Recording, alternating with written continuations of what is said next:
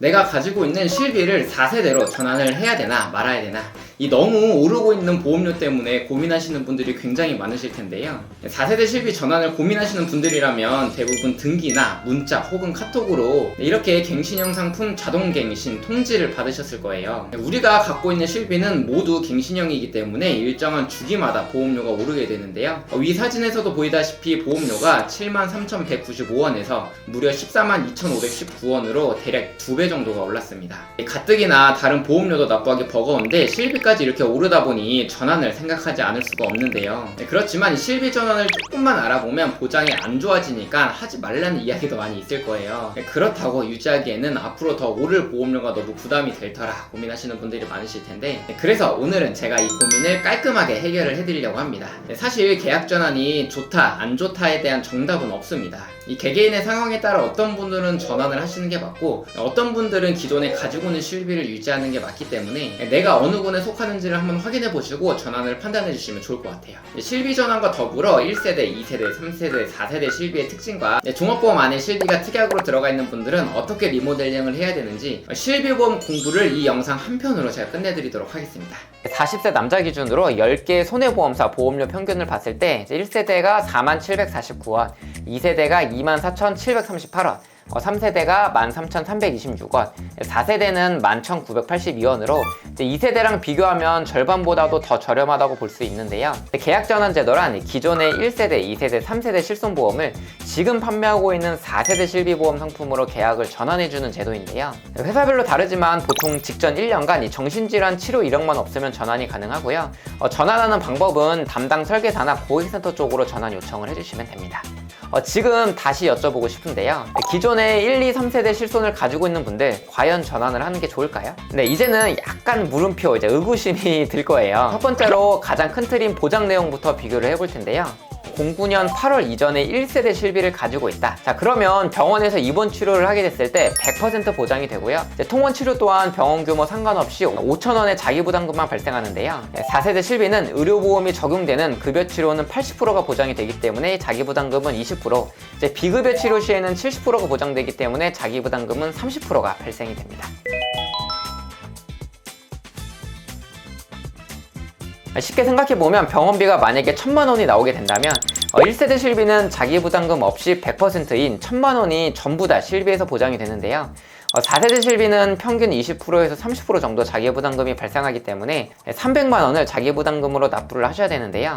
즉 이 병원에서 큰 치료를 받거나 혹은 고혈압 약이나 당뇨약, 갑상선 약 등 이 병원을 주기적으로 방문을 하셔야 되는 분들에게는 1세대와 4세대의 자기부담금에서 차이가 좀 클 거라고 생각이 듭니다.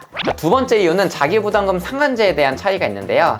이 내용은 아마 좀 대부분 모르실 텐데, 먼저 2세대와 3세대 실비를 가지고 있으신 분들은 자기부담금이 치료비에 20% 정도 발생하는데요. 자기부담금이 아무리 많더라도 1년에 200만원을 넘을 수가 없다는 뜻입니다. 만약에 병원 치료비로 5천만원이 나왔을 경우에 원래는 20%인 1,000만원을 부담해야 하지만 이 상한제로 인해서 자기부담금은 200만원만 내고 실제로 4,800만원을 보상받을 수 있는데요. 1세대 실비는 자기부담금이 아예 없고요. 2세대, 3세대 실비의 경우에는 자기부담금 상한제로 200만원만 부담을 해주시면 되는데, 4세대 실비는 내가 병원비로 5천만원을 지불하게 되면 비급여에 대한 자기부담금 30%인 1,500만원을 실제로 부담을 해주셔야 됩니다. 세 번째는 보험료 차등제 도입인데요. 4세대 실비 때부터 새로 신설된 개인별 보험금 청구에 따른 할인 및 할증 제도입니다. 기존의 1, 2, 3세대 실비의 경우에는 일부 가입자의 과잉 의료 이용으로 인해서 전체 가입자의 보험료가 상승하는 연대 책임제로 운영이 되어가지고 내가 아무리 청구를 많이 하더라도 개인적인 보험료 인상에는 영향이 없었는데요. 4세대 실비부터는 개인별 할증 제도가 운영되면서 이 자동차 보험처럼 개인별로 사고가 많은 사람들에게는 높은 자동차 보험료를 부담하는 것처럼 병원 치료를 많이 받을수록 보험료가 인상이 된다는 뜻입니다. 위 사진을 보면 1년간 보험금 청구가 하나도 없어야지 5% 할인이 되고요. 1원부터 100만원 미만까지는 보험료 할증은 없습니다. 그치만 1년간 보험금 지급액이 100만원 이상부터 150만원 미만까지는 100%나 할증이 되고요. 150만원 이상부터 300만원 미만은 200%, 300만원 이상은 300%나 할증이 됩니다. 1년 동안 보험금 청구를 하지 않으면 5%의 할인 제도가 있다고는 하지만 이 100%에서 300%까지의 할증에 비하면 차이가 좀 많이 난다는 걸 알 수가 있겠죠. 처음에는 보험료가 저렴하겠지만 나이가 들면서 아무래도 병원을 갈 확률이 높아짐에 따라 할증이 된다면 오히려 보험료가 더 비싸질 수도 있겠죠. 물론 급여 부분이 아닌 비급여 치료에 대해서만 차등 적용이 되는데요. 비급여 치료가 훨씬 더 중요하다고 위에서 말씀을 드렸잖아요. 그렇기 때문에 실제로 비급여에 대한 부분을 중점으로 보셔야 될 것 같습니다. 네 번째는 과거 실비에서 보장이 되는 것들이 보장이 안 되거나 조건이 까다롭게 변경된 내용들이 있는데요. 바로 도수치료입니다. 도수치료는 기존 실비와 4세대 실비 모두 1년간 치료 횟수가 50회로 동일한데요. 다만 이 4세대 실비는 과잉 의료이용 방지를 위해서 10회시마다 증상의 개선이나 병력 완화에 대한 효과 등을 확인할 수 있는 소견서를 계속 제출을 해야 하는데요. 또한 영양제나 비타민 주사 같은 경우에도 이제 약사 법령에 의해서 허가사항에 따라 부여된 경우에만 보장이 되기 때문에 심사가 좀 다소 까다로워졌다고 볼 수 있고요. 도수치료는 비급여 치료이기 때문에 이 할증까지 될 확률이 높아가지고 도수치료를 자주 받으시거나 아니면 향후 받을 계획이 있으시다면 이 4세대 실손 전환은 한 번 더 고민을 해보시는 게 좋겠죠.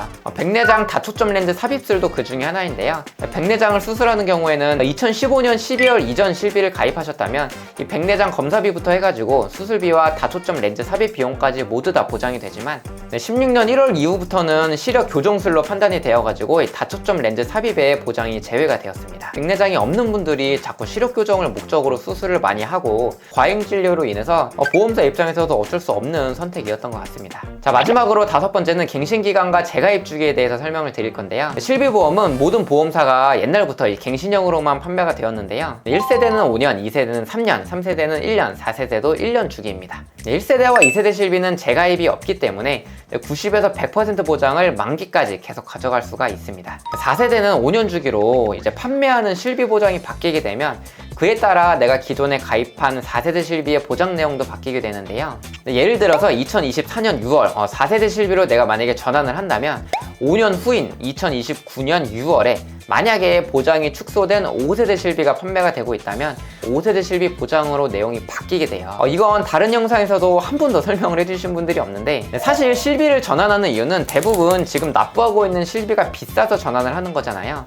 그치만 기존에 납부하고 있는 건 실비가 아니라 종합보험 안에 들어가 있는 실비보험이거든요. 이 보통 종신보험이나 CI보험, 이 종합보험 안에 기본계약 사망금이 보통 있고 그 아래에 뭐 암이나 뇌심장, 수술비 보장 이렇게 블라블라 들어가 있고 여기에 이제 실손 의료비가 특약으로 들어가 있단 말이에요. 그래서 이게 총 보험료가 20만원이어도 실제로 실비보험료는 한 4에서 5만원 정도밖에 안 하거든요. 이런 경우에는 실비만 빼고 나머지 보장은 다 삭제를 하시고 기본계약은 삭제를 못하니까 최소 금액으로 낮추고 그리고 적립보험료가 만약에 들어가 있다면 이것도 최소로 낮추거나 삭제를 하게 되면 보험은 가입한 후에 보장을 축소하거나 삭제를 할 수가 있고요. 그에 따른 부분 해지환급금도 다 지급이 되기 때문에 1에서 2세대 실손을 유지한다면 이렇게 꼭 기존 보험을 한번 손을 봐야 할 것 같습니다. 자, 그럼 4세대 실손 전환 관련해가지고 오늘의 강의 포인트 함축적으로 정리를 해드리겠습니다. 기존에 2세대 실비를 4만원씩 내면서 가지고 있는데 4세대 실비로 전환을 하면 보험료가 2만원으로 줄어든다고 하네요. 이거 전환을 하는 게 맞을까요? 네, 답변을 드리자면 우선 2세대와 4세대의 보장 내용 차이를 완벽하게 이해하셔야 하는데요. 자기부담금 10에서 20% 차이는 어차피 한 달에 보험료가 많이 줄어들기 때문에 이 부분은 저는 거의 비슷하다고 봅니다. 그치만 중요한 건 재가입 주기인데요. 기존 2세대 실비는 90% 보장을 평생 받을 수 있지만 이 4세대 실비는 5년 주기로 보장이 축소될 수가 있다는 점 참고해 주시고 아주 큰 질병이나 사고로 인해서 병원비가 몇 천만 원씩 많이 나오게 된다면 2세대는 최대 본인 부담금이 200만 원이지만 4세대는 자기 부담금만큼 부담을 해야 하고 특히 허리나 목이 안 좋아가지고 디스크 위험이 있는 즉 척추 질환을 가지고 있으신 분들은 이 향후 도수 치료를 받을 확률이 굉장히 높기 때문에 이 부분이 정말로 필요가 없는지 그리고 당뇨, 고혈압, 갑상선과 같이 장기적으로 이 투약을 하는 분들에게는 이 할증제도와 함께 자기부담금 20% 차이가 작은 차이는 아니겠죠. 지금 가지고 있는 실비에 대해서 궁금하신 부분이 있다면 위 연락처나 카카오톡으로 꼭 문의를 주시고요. 제가 친절하게 상담 도와드리도록 하겠습니다. 영상이 도움되셨다면 구독과 좋아요 부탁드리고요. 오늘도 긴 영상 시청해주셔서 정말로 감사드립니다. 본 권고는 심의 기준을 준수하였으며 유효기간은 심의일로부터 1년입니다.